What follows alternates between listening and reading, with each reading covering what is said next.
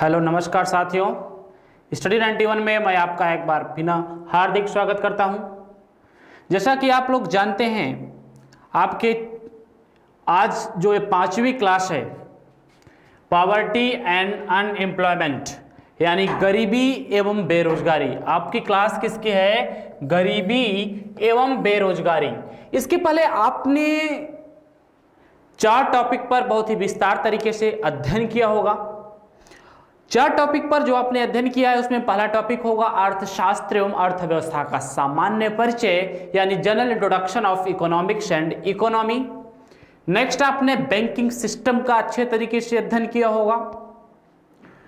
उसके बाद जो नेक्स्ट चैप्टर का आपने अध्ययन किया होगा मुद्रास्फीति एवं मुद्रा अवस्फीति का अध्ययन किया होगा। और फोर्थ लेक्चर था आपका वह नेशनल इनकम का था। मेरे प्यारे साथियों, किसी भी टॉपिक पे कोई भी अगर प्रॉब्लम होगी तो आप लोग कमेंट्स करके जरूर एक बार अवगत करा देंगे, क्योंकि आपका कमेंट्स हमारे लिए मूल्यवान है। तो आज हम जो बात करने वाले हैं गरीबी एवं बेरोजगारी पर बात करने वाले हैं। किस पर बात करने वाले हैं? गरीबी एवं बेरोजगारी पर बात करने वाले हैं। तो अगर हम गरीबी एवं बेरोजगारी पर बात करने वाले हैं तो आपको गरीबी के बारे में थोड़ी बहुत जानकारी होनी चाहिए कि गरीबी क्या होती है और बेरोजगारी क्या होता है। तो प्लीज एक बार आप लोग अच्छी तरीके से एकजुट हो जाइए और अन्य कामों को छोड़कर अपने क्लास पर ध्यान दीजिए। देखिए, गरीबी और बेरोजगारी एक सिक्के के 2 पहलू होते हैं। आदमी अगर गरीब है तो इसका मतलब बेरोजगार है, और अगर बेरोजगार है तो इसका मतलब गरीब है। क्यों? क्योंकि अगर रोजगार ही होगा, वह काम भी कहीं अगर करता होगा तो वह गरीब कैसे हो सकता है? और अगर वह गरीब है तो बेरोजगार कैसे हो सकता है भाई? जब तक रोजगार नहीं करेगा तब तक गरीब नहीं होगा। अगर रोजगार कर रहा है तो वह व्यक्ति कभी भी गरीब हो ही नहीं सकता। समझ रहे ना?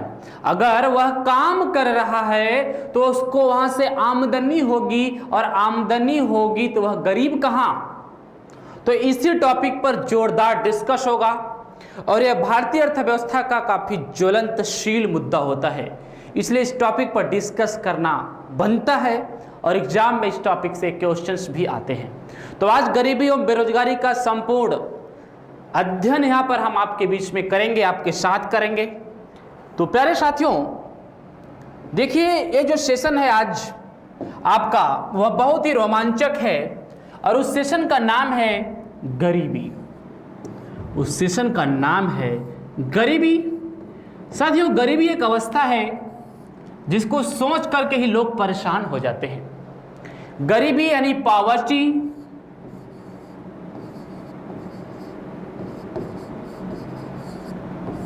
गरीबी एक अवस्था है जिसको सोच करके ही लोग परेशान हो जाते हैं।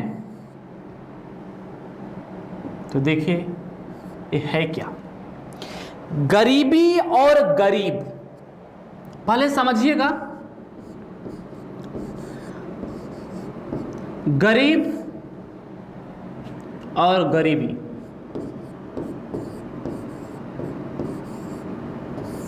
इन दोनों में क्या अंतर होता है? पुअर और पॉवर्टी। देखिए साथियों, गरीब का मतलब गरीब एक व्यक्ति हो सकता है। अब गरीब क्या होता है अभी बता रहा हूं, परेशान नहीं होना। गरीब एक व्यक्ति हो सकता है, लेकिन गरीबी एक समाज में हो सकती है। गरीबी एक राज्य में हो सकती है, या गरीबी एक देश में हो सकती है। कहने का मतलब यह है कि जो गरीब है वह छोटा सा भाग है, और गरीबी जो है वह बहुत बड़ा भाग है। गरीब एक छोटा सा भाग है, गरीबी एक बहुत बड़ी बात है। तो आइए बात कर लेते हैं कि गरीब या गरीबी कहते किसको हैं? गरीब या गरीबी कहते किसको है? बहुत ही इंपॉर्टेंट टॉपिक है आपके एग्जाम के लिए। आप जानते होंगे गरीब किसको कहते हैं? जिसके पास खाने के लिए भोजन ना हो, पहनने के लिए वस्त्र ना हो, पीने के लिए उपयुक्त पेयजल की व्यवस्था ना हो, रहने के लिए आवास ना हो, पढ़ने के लिए विद्यालय ना हो, शिक्षा की कोई व्यवस्था ना हो, यानी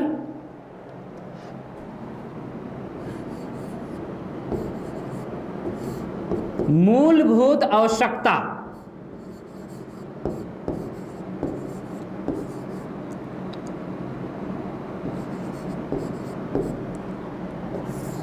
मूलभूत आवश्यकता यानी प्राइमरी नीड्स,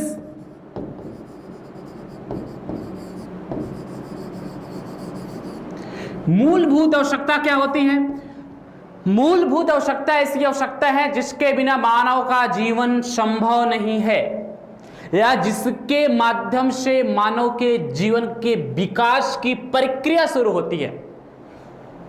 अच्छा बताओ, क्या मानव एक बिना पोषक आहार के बिना अच्छा जीवन जी सकता है? नहीं जी सकता। मानव के सर्वांगीण विकास के लिए शिक्षा की जरूरत पड़ेगी, बीमार होने पर चिकित्सा की जरूरत पड़ेगी, यातायात की जरूरत पड़ेगी, परिवहन की जरूरत पड़ेगी, वित्त की जरूरत पड़ेगी, आवास की जरूरत पड़ेगी। तो कहने का मतलब है कि मूलभूत आवश्यकता जैसे भोजन, 3 चीज का नाम सुना होगा, भोजन, कपड़ा, मकान। नाम तो सुना होगा, भोजन, कपड़ा, मकान। इसी में और चीज मैं जोड़ दे रहा हूं, शिक्षा, चिकित्सा,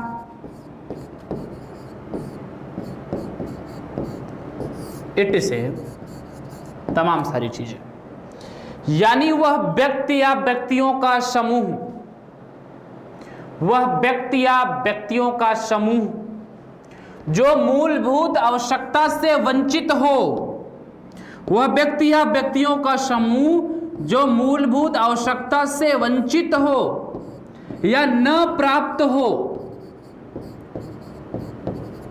उसे मूलभूत आवश्यकताएं ना मिल रही हों, वह मूलभूत आवश्यकता से वंचित हो, तो उसे गरीब और उसकी अवस्था को गरीबी कहते हैं। आप लोग सब जानते हैं गरीब गरीबी क्या होता है, लेकिन आपके माइंड में बिल्कुल क्लियर होना चाहिए, गरीबी एक अवस्था है जिसमें लोगों की मूलभूत आवश्यकताएं पूरी नहीं हो पाती। खाने के लिए भोजन नहीं मिलता, पहनने के लिए कपड़ा नहीं मिलता, रहने के लिए छत नहीं मिलता, आवास नहीं मिलता, घर नहीं मिलता, पढ़ने के लिए शिक्षा की कोई व्यवस्था नहीं है, चलने के लिए यातायात की कोई व्यवस्था नहीं, शुद्ध पेयजल की व्यवस्था नहीं है, बिजली की व्यवस्था नहीं है, ईंधन की कोई व्यवस्था नहीं है, तो उसको गरीब कहते हैं।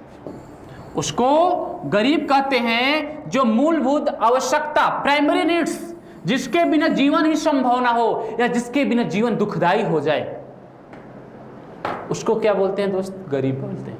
एकदम क्लियर होना चाहिए, कभी भी कोई भी पूछे पढ़ा दो। देखिए गरीब किसे कहते हैं या गरीबी क्या होती है तो आप समझ गए, लेकिन अब हम बात करेंगे गरीबी 2 रूपों में होती है दोस्त। टाइप्स ऑफ पॉवर्टी,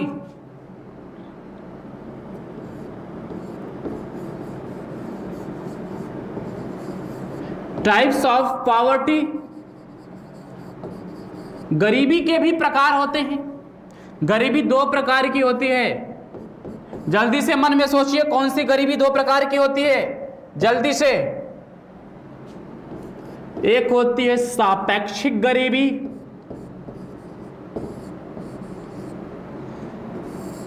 एक होती है निरपेक्ष गरीबी। इस सापेक्षिक गरीबी और निरपेक्ष गरीबी का क्या मतलब है दोस्त? यहां से एग्जाम में क्वेश्चन अभी तक जो पढ़ाया वो नहीं आएगा, एक बेसिक कॉन्सेप्ट है, आपको पता होना चाहिए। अभी यहां से बनना शुरू होगा। सापेक्षिक गरीबी और निरपेक्ष गरीबी का क्या मतलब है? हम अपने पड़ोसी की तुलना में गरीब हैं, लेकिन हमको और हमारे पड़ोसी को भी मूलभूत सेवाएं मिल रही हैं।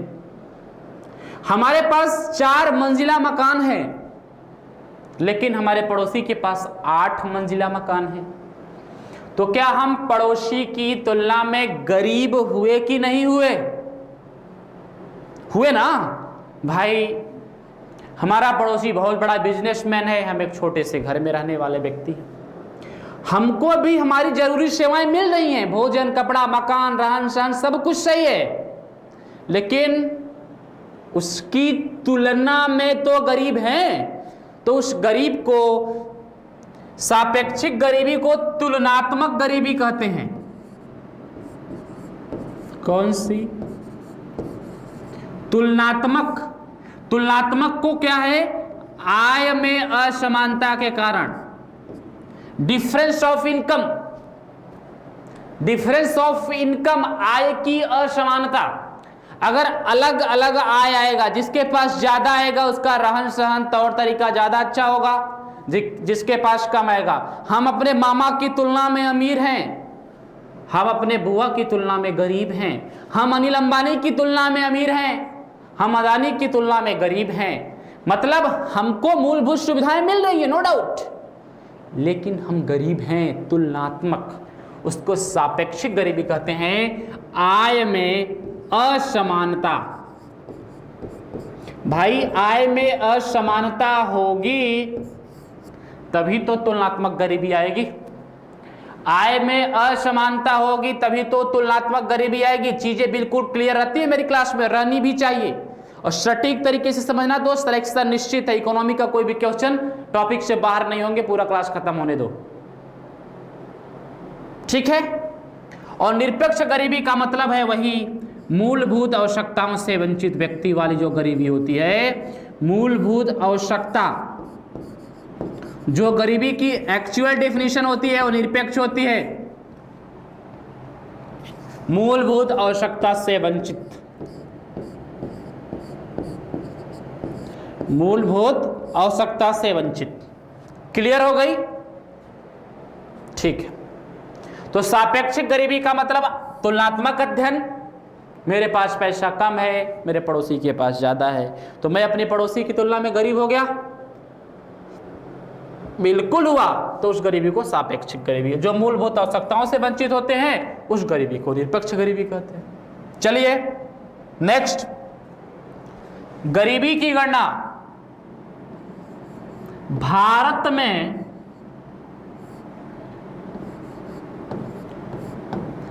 गरीबी की गणना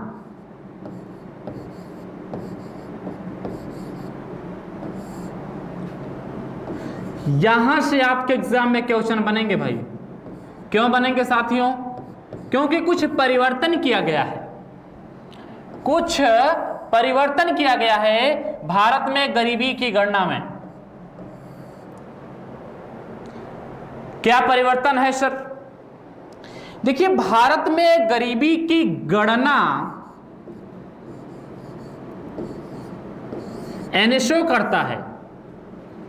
कौन करता है? एनएसओ। वर्तमान समय में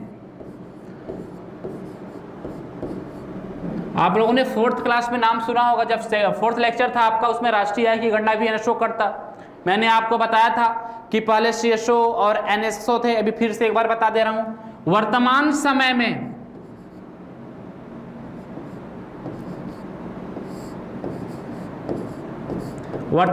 कौन करता है? एनएसओ करता है। देखिए, इस एनएसओ की स्थापना 23 मई 2019 को किया गया। कब किया गया? 23 मई 2019 को। तो क्या सर इसके पहले गरीबी की गणना कौन करता था?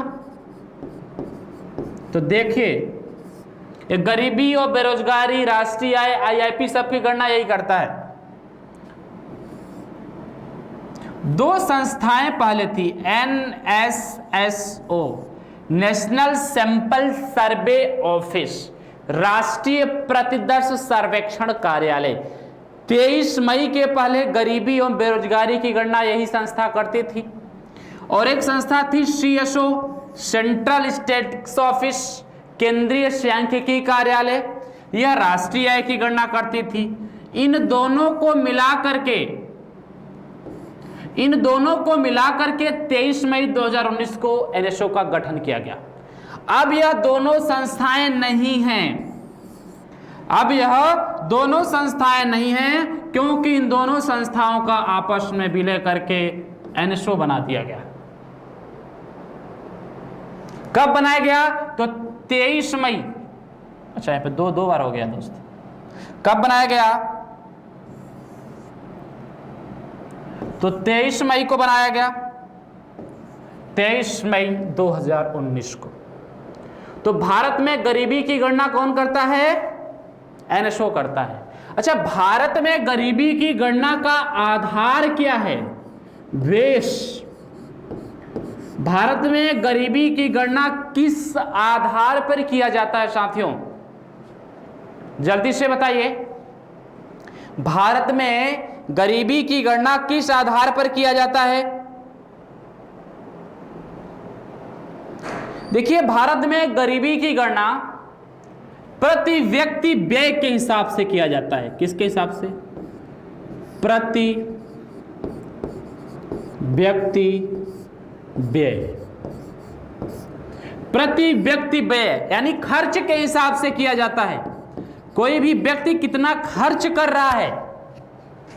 यह क्वेश्चन बहुत इंपॉर्टेंट है कि वर्तमान समय में भारत में गरीबी की गणना किस आधार पर की जाती है? तो प्रति व्यक्ति व्यय, या कहीं कहीं आपको मिलेगा प्रति व्यक्ति मासिक व्यय, मतलब एक महीने के खर्च की बात करते हैं, वो भी मैं आगे बता रहा हूं। प्रति व्यक्ति मासिक व्यय के आधार पर किया जाता है। प्रति व्यक्ति मासिक व्यय के आधार पर किया जाता है। बहुत इंपॉर्टेंट है कि भारत में वर्तमान समय में गरीबी की गणना किस आधार पर की जाती है? तो प्रति व्यक्ति मासिक व्यय पर के आधार पर की जाती है। इसकी विधि क्या है? इसकी विधि है हेड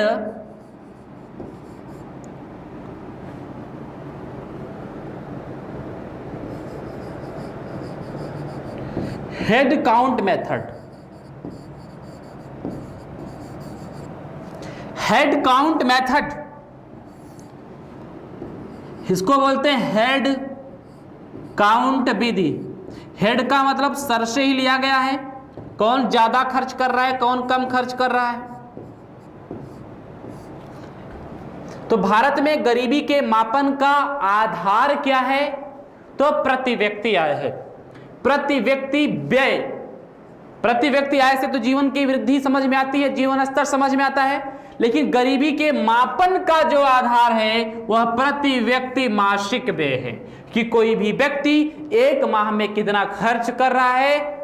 इससे कम खर्च करेगा तो गरीब होगा, इससे ज्यादा खर्च करेगा तो अमीर होगा। ठीक है, तो देखिए आपके एग्जाम में इंपॉर्टेंट क्या है कि गरीबी की गणना कौन करता है? नेशनल स्टैटिस्टिकल ऑफिस, केंद्रीय सांख्यिकी कार्यालय। केंद्रीय सांख्यिकी कार्यालय का मुख्यालय कहाँ है? तो केंद्रीय सांख्यिकी कार्यालय का मुख्यालय है न्यू दिल्ली में। क्या है? न्यू दिल्ली में। इसकी स्थापना कब हुई? तो 23 मई 2019 को इसकी स्थापना हुई। किन दो संस्थाओं को मिलाकर के एनएसओ बनाया गया? तो एनएसएसओ और सीएसओ। एनएसओ की स्थापना कब की गई थी? 1950 में। सीएसओ की स्थापना कब की गई थी? 1951 में। एनएसओ का मुख्यालय कहाँ था? कलकत्ता में। एनएसएसओ का, सीएसओ का मुख्यालय कहाँ था? नई दिल्ली में। पहले की बात है, अब आपके एग्जाम में नहीं पूछेगा। ठीक है, बिल्कुल क्लियर होना चाहिए दोस्तों। देखिए दोस्तों, टॉपिक जो है बहुत शानदार है, छोटा है, लेकिन आप सबको इस टॉपिक से क्वेश्चन मिलेंगे। आप सबको इस टॉपिक से क्वेश्चन मिलेंगे, इसलिए आप लोग बहुत अच्छे तरीके से इस टॉपिक को क्लियर करना मेरे प्यारे साथियों।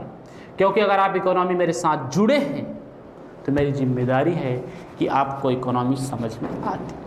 और आप लोग कमेंट्स करके भी बताना चीजें बिल्कुल क्लियर हो रही हैं नहीं हो रही हैं। चलिए अब देखिए, भारत में गरीबी मापन की कुछ समिति बनाई गई थी। समितियों की बात कर लेते हैं। कभी कभी समितियों से भी आपके एग्जाम में क्वेश्चन आ जाते हैं कि भारत में गरीबी मापन की कौन कौन सी समितियां बनाई गई थी। देखिए गरीबी मापन की मुख्यतः 2-3 समितियां हैं, जहां से आपके एग्जाम में क्वेश्चन आते हैं, और मुख्यतः 3 समितियां बनाई भी गई हैं। कितनी समितियां? 3 समितियां बनाई भी गई हैं, और 3 समितियों से ही आपके एग्जाम में क्वेश्चन भी आता है। 3 समिति कौन कौन सी हैं? आइए देख लेते हैं, उनके बारे में सब कुछ विस्तार से जान लेते हैं, सब कुछ विस्तार से जान लेते हैं। एक समिति का नाम है डॉक्टर वाई के अलग समिति। ये नाम है, वाई के अलग व्यक्ति का नाम है। इनकी अध्यक्षता में गरीबी मापन के लिए भारत में पहली समिति बनाई गई थी। सबसे पहले भारत में गरीबी मापन के लिए कौन सी समिति बनाई गई थी? तो आपको पता होना चाहिए, वाई के अलग समिति बनाई गई थी। कौन सी समिति? वाई के अलग समिति बनाई गई थी। उसके बाद समिति बनाई गई वाई के अलग समिति। यहां से क्वेश्चन बनेंगे दोस्त, कैसे? रुकिए 1 मिनट बता रहा हूं। उसके बाद सुरेश तेंदुलकर समिति,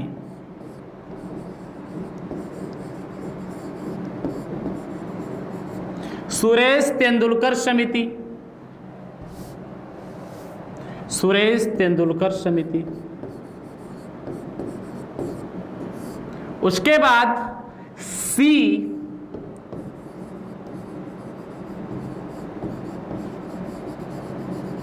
सी रंगराजन समिति, सी रंगराजन कमेटी।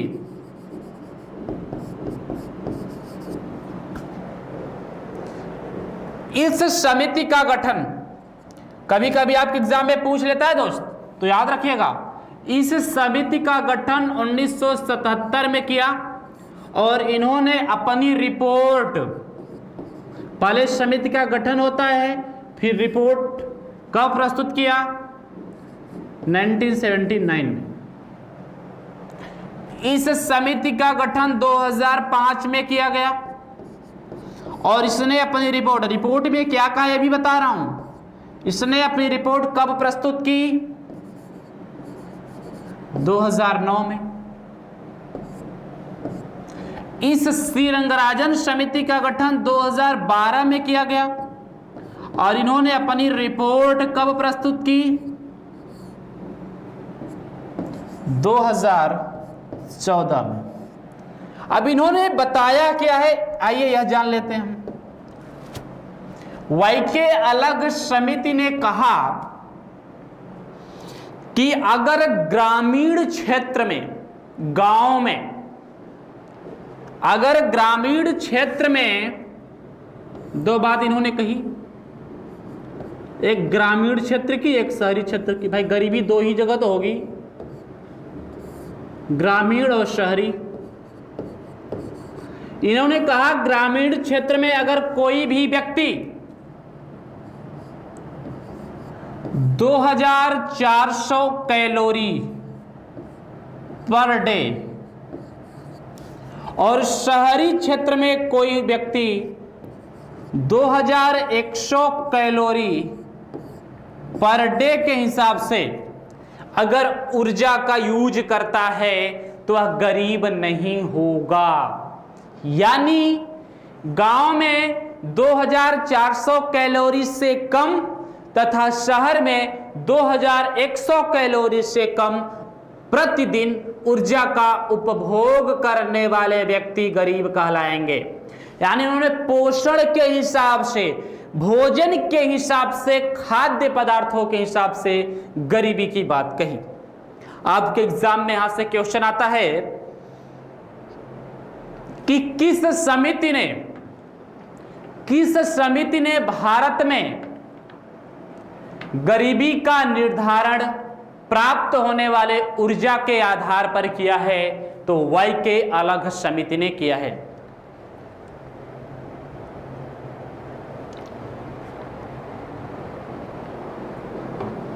कौन सी समिति ने किया है? वाई के अलग समिति। वाई के अलग समिति की स्थापना कब की गई थी? गठन कब किया गया था? 1977 में। रिपोर्ट कब दिया? 1979। फिर उसके बाद 2005 में रंगराजन समिति का गठन किया जाता है। इन्होंने भी 2 रूपों में बताया ही होगा, ग्रामीण और शहरी। इन्होंने क्या बताया? इन्होंने खर्च बताया, उपभोग व्यय बताया कि खर्च कितना करें। तो सुरेश तेंदुलकर समिति ने बताया कि ग्रामीण क्षेत्र में 27 रुपए पर डे से कम तथा शहरी क्षेत्र में 33 रुपए पर डे से कम खर्च करने वाले लोग गरीब कहलाएंगे। 27 रुपए से कम अगर कोई खर्च करता है गांव में प्रत्येक दिन तो वह गरीब होगा, और शहर में कोई 33 रुपए से कम खर्च करता है तो गरीब होगा। ये तो भाई लोग भीख मांग कर भी खर्च कर लेते हैं, क्या वो अमीर हो जाते हैं? देखिए, सब आंकड़े हैं गवर्नमेंट के दोस्त, इन सब पर बहुत विचार करने की बात है सरकार को। और वर्तमान समय में भारत में जो गरीबी के मापन का आधार है वह है श्री रंगराजन समिति। श्री रंगराजन समिति ने भी गरीबी के लिए पैमाना तो वही होगा, ग्रामीण और शहरी पैमाना तो वही होगा, ग्रामीण और शहरी। इन्होंने कहा अगर गांव में कोई भी व्यक्ति 972 रुपए पर माह तथा शहर में कोई भी व्यक्ति 1407 रुपए पर माह से कम खर्च करता है तो वह गरीब होगा। यहां पर जो 27 रुपए पर माह बताया गया लगभग 816 रुपए के बराबर होता है एक महीने का, और यहां एक महीने का लगभग 1000 होता है। तो क्या किया श्री रंगराजन जी ने? थोड़ा सा बढ़ा दिया। क्या किया? थोड़ा सा बढ़ा दिया। तो वही अभी मैंने क्या बताया आपसे कि गरीबी का मापन किसका आधार पर होता है? उपभोग यानी खर्च के आधार पर होता है। तो खर्च का आधार कितना है? आपके सामने आपके मोबाइल लैपटॉप स्क्रीन पर है। खर्च का आधार क्या है कि कोई भी व्यक्ति अगर गांव में है और वह 972 रुपए प्रत्येक महीने से कम खर्च करता है तो गरीब होगा, और शहर में अगर है और अगर वह 1407 रुपए से कम खर्च करता है तो गरीब होगा। सिंबल आपके सामने मैंने बना दिए हैं, इसको आप लोग एकदम अच्छी तरीके से याद कर लीजिएगा। भारत में वर्तमान समय में गरीबी मापन का आधार क्या है? तो भारत में वर्तमान समय में गरीबी मापन का आधार खर्च है। कौन सा? व्यय। अगर व्यय न दिया हो, मासिक व्यय दिया हो तो मासिक व्यय ही आप समझ सकते हैं। मासिक व्यय के हिसाब से गरीबी के बात आती है। और श्री रंगराजन जी के अनुसार भारत में 21.5% लोग गरीबी रेखा से नीचे हैं। गरीबी रेखा से नीचे हैं। एक गरीबी रेखा यानी पॉवर्टी लाइन क्या होती है? पॉवर्टी लाइन यही है जो आपके सामने है, 972 रुपए। गांव क्षेत्र की पॉवर्टी लाइन कितना है? 972। 972 से कम खर्च करने वाला गरीबी रेखा के नीचे, 972 से ऊपर खर्च करने वाला गरीबी रेखा से ऊपर। यानी गरीबी रेखा ऐसी रेखा होती है जिसमें अधिकतम व्यय प्रदर्शित किया जाता है। क्या? किसी भी व्यक्ति के द्वारा किया गया अधिकतम व्यय कितना है। तो गांव के लिए गरीबी रेखा कितने पर है? 972 पर। शहर के लिए 1407 पर। अगर 972 से ज्यादा गांव में कोई खर्च कर रहा है तो गरीबी रेखा के ऊपर, अगर कम खर्च कर रहा है तो गरीबी रेखा के नीचे। ठीक है। बीपीएल और एपीएल का नाम सुना होगा। BPL card, APL card. BPL card का मतलब होता है बिलो पॉवर्टी लाइन, यानी गरीबी रेखा से नीचे। एपीएल का मतलब एबव पॉवर्टी लाइन, गरीबी रेखा से ऊपर। गांव में 972, शहर में 1407। क्लियर? देखिए नेक्स्ट की बात करें तो नेक्स्ट की बात अगर करें तो आइए हम लोग गरीबी दुष्चक्र पढ़ते हैं। गरीबी का दुष्चक्र एक शब्द आप लोगों ने सामान्य बोलचाल की भाषा में सुना होगा। गरीब गरीब होता चला जाता है और अमीर अमीर होता चला जाता है। तो आइए आपके सामने मैं प्रदर्शित करने का प्रयास करूं कि साथियों गरीब गरीब कैसे होता चला जा रहा है और अमीर अमीर कैसे बनता चला जा रहा है। बताना, इसी को बोलते हैं पॉवर्टी ट्रैप, गरीबी जाल। इसी को क्या बोलते हैं? पॉवर्टी ट्रैप या निर्धनता जाल या निर्धनता दुष्चक्र।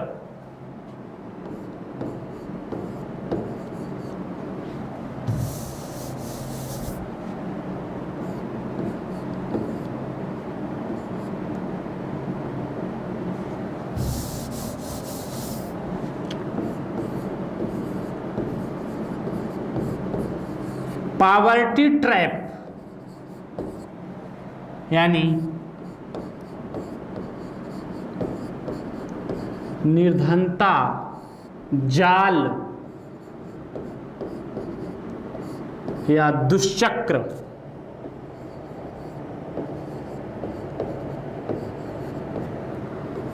आपके सामने मुझे उम्मीद है कि मैं आपको ये सिखा पाऊंगा। आप लोग साथ देंगे तो मैं आपको ये सिखा पाऊंगा। देखिए साथियों, गरीब गरीब होता है तो और गरीब हो जाता है, अमीर अमीर होता है तो और अमीर हो जाता है। तो आइए देख लेते हैं।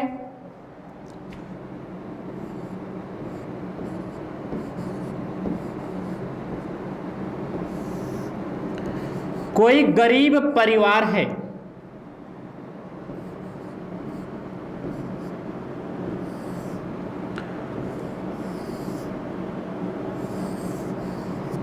कोई गरीब परिवार है, तो आप ये बताओ अगर कोई गरीब परिवार है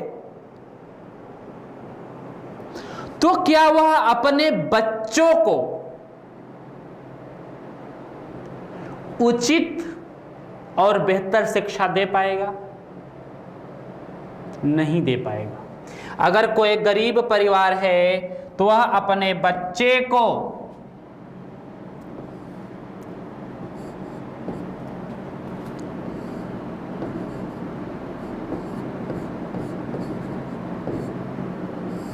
शिक्षा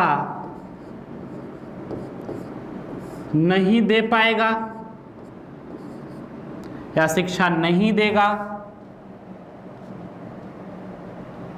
शिक्षा नहीं देगा, कैसे दे पाएगा भाई? गरीब का मतलब ही है ना कि मूलभूत आवश्यकताओं से वंचित हो। शिक्षा नहीं देगा।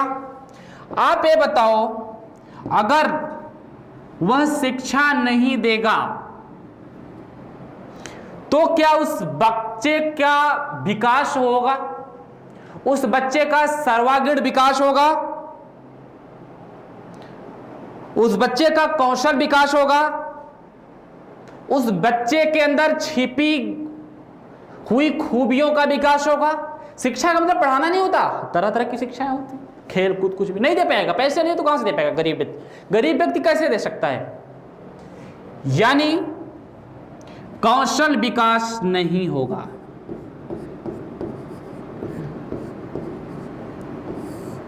कौशल विकास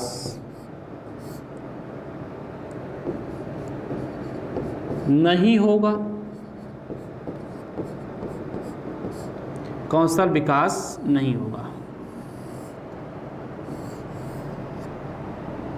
आप ये बताओ अगर उस व्यक्ति का कौशल विकास नहीं होगा, उस बालक का कौशल विकास नहीं होगा, जो बालक था विवाह हो गया है, पढ़ नहीं पाया, उसका कौशल विकास नहीं हो पाया, तो क्या कोई उसको अपने यहां नौकरी देगा? क्या वह नौकरी करेगा? क्या उसे रोजगार मिलेगा?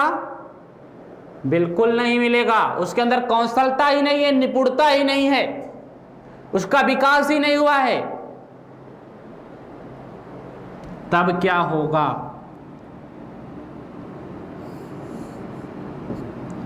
वह बालक या वह युवा, एक गरीब का बेटा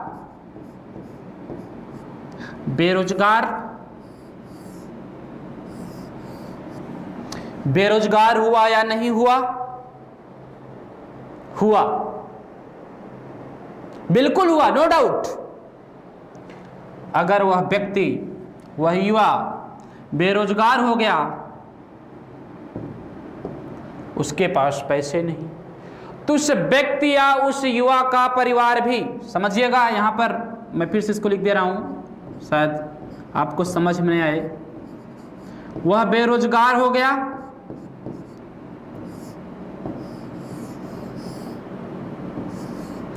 तो उस युवा का परिवार भी गरीब परिवार ही होगा। उस व्यक्ति का परिवार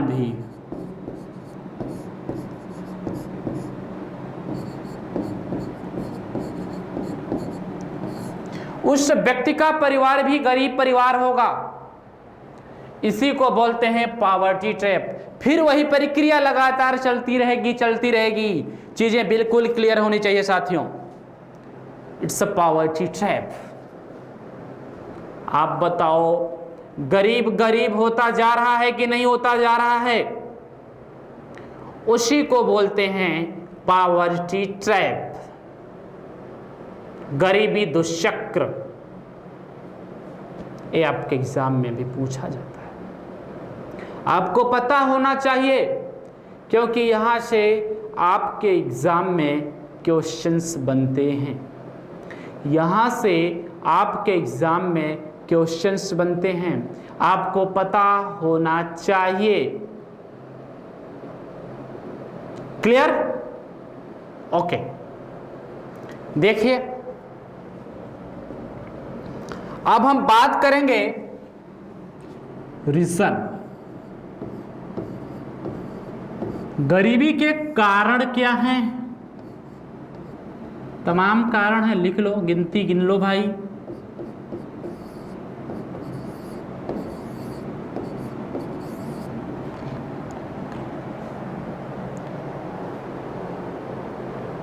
सबसे पहला कारण और सर्वाधिक उपयुक्त कारण जो भारत में गिनाया जाता है वो क्या है? जनसंख्या वृद्धि। कहा जाता है कि जनसंख्या इतनी ज्यादा हो गई कि लोग गरीब हो रहे हैं। सही बात है, रोजगार नहीं मिल रहा है, काम है एक आदमी का तो पहुंचते हैं 50 आदमी। राष्ट्रीय आय का अभाव। भाई जनसंख्या तो चाइना में बहुत ज्यादा है, लेकिन वहां गरीबी बहुत नहीं है।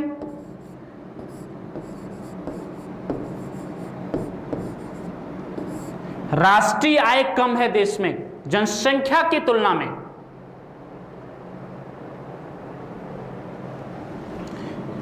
कार्य कुशलता की कमी।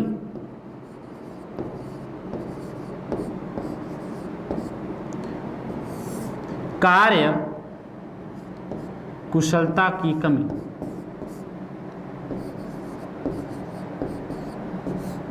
कार्य कुशलता की कमी। उद्यमशीलता का अभाव। उद्यमशीलता क्या है कि लोग अपना खुद का काम, अपना खुद का बिजनेस करने के बजाय दूसरों के यहां नौकरी करना ज्यादा पसंद करते हैं। यह भी गरीबी का बहुत बड़ा कारण है, उद्यमशीलता का अभाव। इसी को बोलते हैं उद्यमशीलता। नेक्स्ट है सामाजिक रूढ़िवादिता। सामाजिक रूढ़ियां। ये सामाजिक रूढ़ियां क्या होती हैं सर? सामाजिक रूढ़ियां का मतलब है कि मैं ब्राह्मण हूं, सब्जी नहीं बेचूंगा बल्कि गरीब रह लूंगा।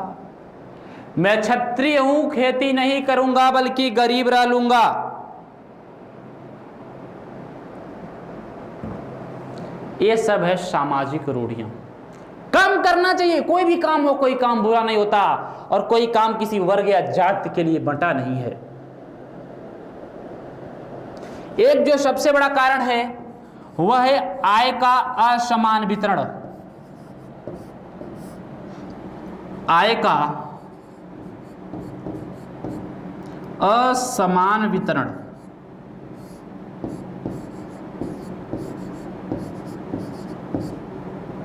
एक गरीबी का कारण है। तो सर इसका निवारण क्या होगा? ये आपके एग्जाम में आएगा नहीं भाई, जान लो। निवारण इसी को सही कर लिया जाए, कॉमन सी बात है भाई। अगर कारण जो है उसका निवारण कर लिया जाए तो निवारण हो जाएगा। कैसे? जनसंख्या वृद्धि पर रोक लगाई जाए, राष्ट्रीय आय को बढ़ावा जाए, लोगों के अंदर उद्यमशीलता का विकास किया जाए, रिस्क लेने की क्षमता को बढ़ाया जाए, आधुनिकता का विकास हो, रूढ़िवादिता समाप्त हो समाज की, तकनीकी शिक्षा का विकास किया जाए, प्रैक्टिकल शिक्षा का विकास हो, और जो आय में असमानता का वितरण है, समान आय के विकास की बात की जाए, तो हमारे देश से गरीबी दूर हो सकती है। आपको पता होना चाहिए 2019 में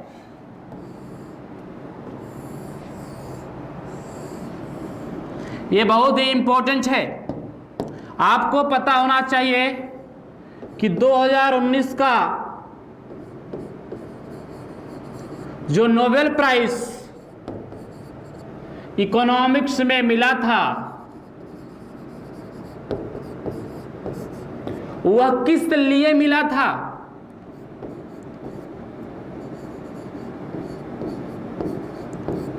निर्धनता के दुष्चक्र को समाप्त करने के सिद्धांत के लिए,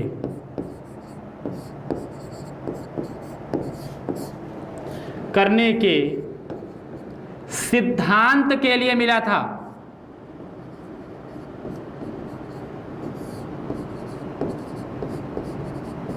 उस सिद्धांत का नाम क्या है? तो उस सिद्धांत का नाम है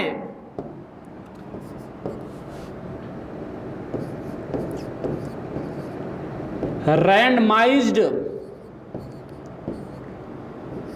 control system. Randomised control system.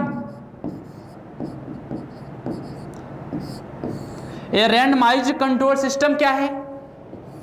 इसको किसने दिया था? 3 लोगों ने मिलकर दिया था, इसीलिए 3 लोगों को संयुक्त रूप में नोबेल मिला।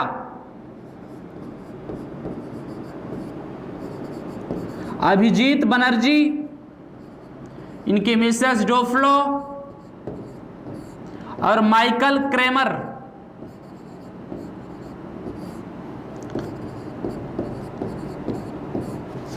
अभिजीत बनर्जी, डोफ्लो और माइकल क्रेमर को मिला था। देखिए रैंडमाइज्ड कंट्रोल सिस्टम क्या है? इन्होंने बताया कि अगर हमको निर्धनता का दुष्चक्र समाप्त करना है तो सबसे पहले प्रारंभिक कारणों को समाप्त करना होगा। प्रारंभिकता को समाप्त करने होगा। प्राथमिक, ऐसा नहीं कि हमने ऊपर से कोई योजना बना दी और हमारा गरीबी दूर हो जाए किसी देश की, ऐसा हो ही नहीं सकता, इम्पॉसिबल। उन्होंने कहा कि अगर आपको गरीबी हटाना है, निर्धनता के दुष्चक्र को समाप्त करना है, तो आपको रैंडमाइज्ड कंट्रोल सिस्टम, रैंडमाइज का मतलब रैंडमली कंट्रोल करने का एक सिस्टम होना चाहिए। आप नीचे से ऊपर जाओ, ऊपर से नीचे न आओ, नीचे से ऊपर जाओ, यानी जड़ को पहले समाप्त करो। जड़ देखो क्या है गरीबी की। इसी सिस्टम को कहा गया रैंडमाइज्ड कंट्रोल सिस्टम। क्या कहा गया? Randomised control system. ओके, चलिए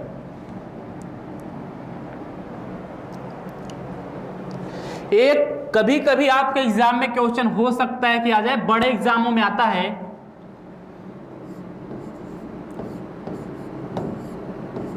लॉरेंज वक्र का संबंध।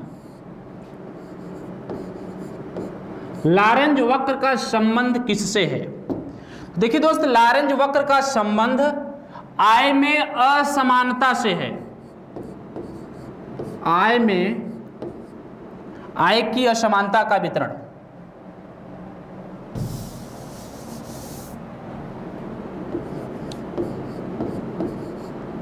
आय की असमानता का वितरण। समानता लिख सकते हैं, असमानता नहीं, समानता लिख सकते हैं।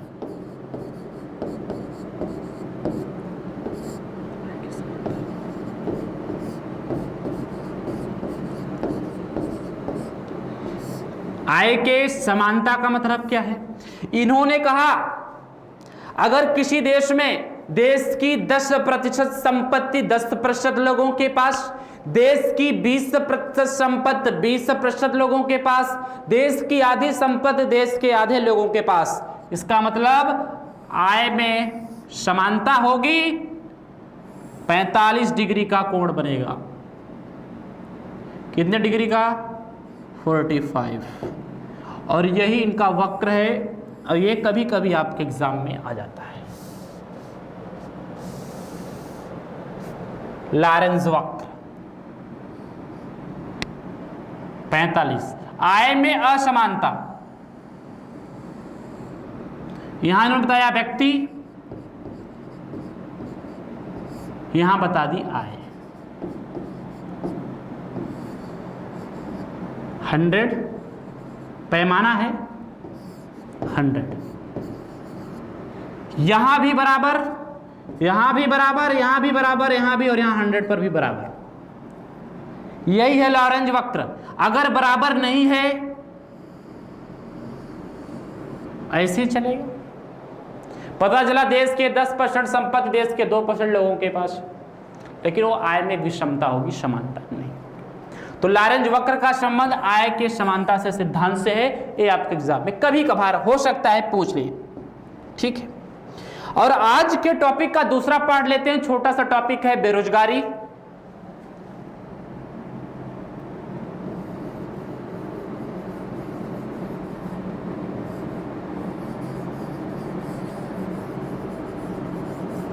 अनएम्प्लॉयमेंट, बेरोजगारी।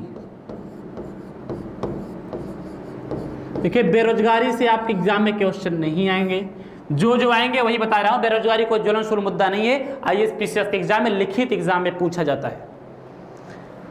देखिए बेरोजगारी का कारण वही होता है जो गरीबी का होता है। जनसंख्या में वृद्धि होना, आय का कमी होना, उद्यमशीलता का विकास होना, कार्य कुशलता में कमी होना, निपुणता में कमी होना। तो सर बेरोजगारी कहते किसको हैं? कोई भी व्यक्ति कार्य करने के लिए तैयार हो और उसे कार्य न मिले, वह बेरोजगार है।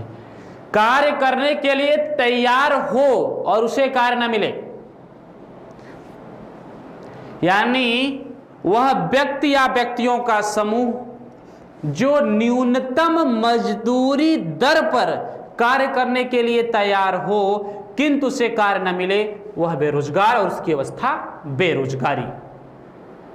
बेरोजगारी मुख्य रूप से 2 जगहों पर होती है, शहर में और गांव में। शहरी बेरोजगारी और ग्रामीण बेरोजगारी।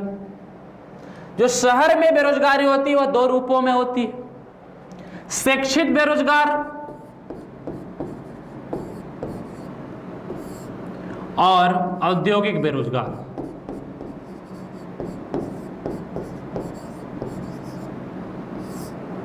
गांव में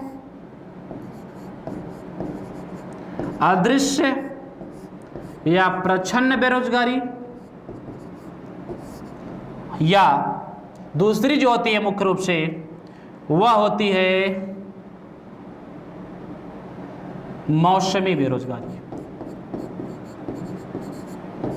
मौसमी बेरोजगारी।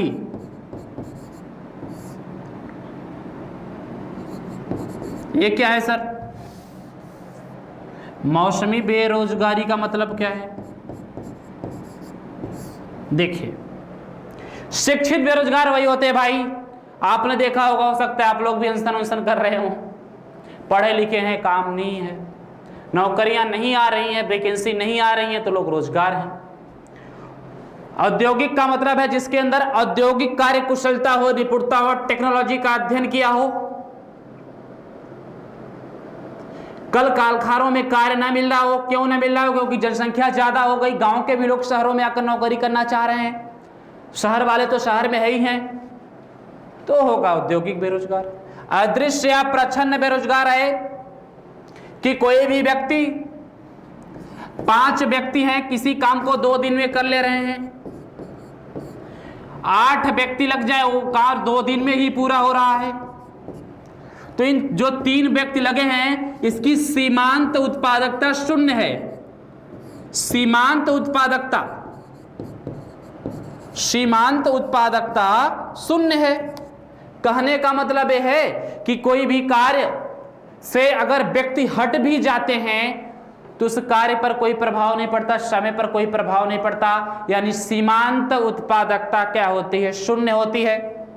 तो ऐसी बेरोजगारी को क्या बोलते हैं? अदृश्य, जो दिखती नहीं है, यानी कोई कार्य 5 लोग कर लेंगे लेकिन उसमें जबरदस्ती 8 लोग लगे हुए हैं, तो वहां 3 लोग जो है वो बेरोजगार हैं, दिखते नहीं है लेकिन बेरोजगार हैं। सर, सीजनल अनएम्प्लॉयमेंट, मौसमी बेरोजगारी क्या होती है? साथियों, मौसमी बेरोजगारी का मतलब होता है कि वर्ष के कुछ महीनों में कार्य मिले, उसके बाद ना मिले। जैसे कृषि में जब आपके यहां जून जुलाई का मौसम आता है तो कृषि की बुवाई शुरू हो जाती है, गांव के लोग रोजगार पा जाते हैं। फिर कुछ समय शांत रहते हैं, जब उसके निराई गुड़ाई का काम आता है फिर थोड़ी देर के लिए रोजगार पा जाते हैं, फिर शांत हो जाते हैं। फिर कटाई, मतलब रुक रुक करके जो रोजगार मिले उसको क्या बोलते हैं? मौसमी बेरोजगारी। आपने बैंकिंग पढ़ा होगा, और बैंकिंग में भी बेरोजगारी आपने देखा होगा, उसको हम लोग संरचनात्मक बोलते हैं।